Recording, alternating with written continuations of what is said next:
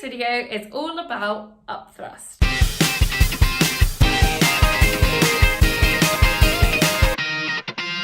So, what is upthrust? Well, upthrust is a force that acts upwards on an object in a fluid.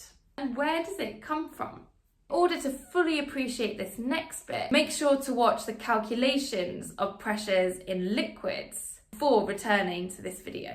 So, as we know, the pressure in a liquid is different at different depths. And the deeper you go into that liquid, the higher the pressure is. So let's imagine a box in my liquid. Since the bottom of the box is actually deeper in the liquid than the top of the box, the pressure at the bottom of the box is larger than the pressure at the top of the box. And this difference in those pressures is what causes this upwards force on your objects. So that's where upthrust comes from, but why is it important? Well, ultimately, your upthrust is going to help to determine whether your object will sink or whether your object will float. Let's look at an object floating first. Here's my object, and it has my upthrust acting upwards and the weight acting downwards.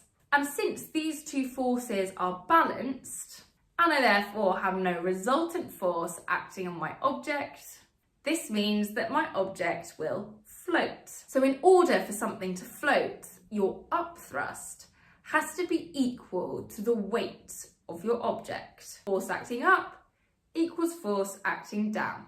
And what happens if my weight is larger than my upthrust? Well, in this picture, my weight, which is my arrow downwards, is larger than my arrow upwards for my upthrust. So there is a resultant force on this object, and the resultant force is downwards, so my object will sink. So how can I tell if my object is going to have enough upthrust on it to float? Well, the first thing that you need to appreciate is I can actually calculate the size of my upthrust. And the size of my upthrust on an object is equal to the weight of fluid displaced. Have a look at these three objects here.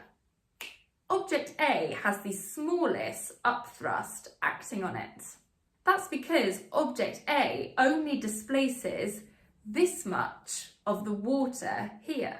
And since my upthrust is equal to the weight of fluid displaced, and object A hasn't displaced that much fluid, its upthrust is quite small. Be careful though, just because its upthrust is small, my object still floats, because it's not really about the size of my upthrust as much as it's about my upthrust being equal to the weight of my object. And object A has a small upthrust acting on it, but that's because object A has a small weight. These forces are still balanced, so my object still floats. Okay, let's compare it with object B. Object B is submerged a little bit further into my liquid.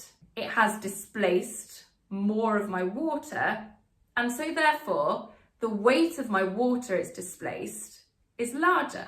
Since that's equal to my upthrust for object B is larger than my upthrust for object A. The upthrust on B matches the weight of B, and so object B is floating. And what about object C? Object C is fully submerged, just about floating under the surface. And this is the maximum amount of fluid that object C could displace, because the whole of object C is submerged under the water. So that is the largest weight of fluid that could possibly be displaced by object C. And since that's equal to my upthrust on object C is larger than that on B or A, and it matches my object's weight. So object C is still floating. Okay. So when do things sink? Now I want you to consider object D. Object D is fully submerged into the water, so it is experiencing its maximum amount of upthrust. And again, that upthrust is equal to the weight of fluid displaced. And if I compare object D with object C, since these two things both have the same volume, they both displaced the same water, they both have the same upthrust. But object D is made of a denser material than object C. So object D has a larger weight itself than object C. Now, since object D's weight is larger than the upthrust, object D will sink. So let's check out where we are with upthrust so far. If your upthrust is equal to your weight of your object, it floats. If your upthrust is smaller than the weight of your object, it sinks.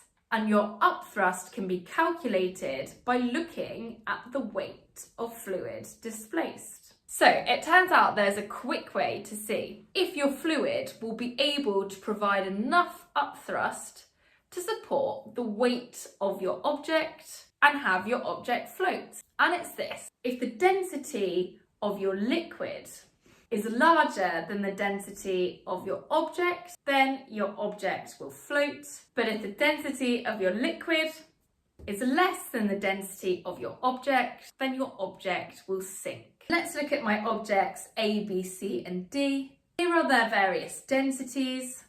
And when you compare them to the density of the water, object A has the lowest density, then B, then C.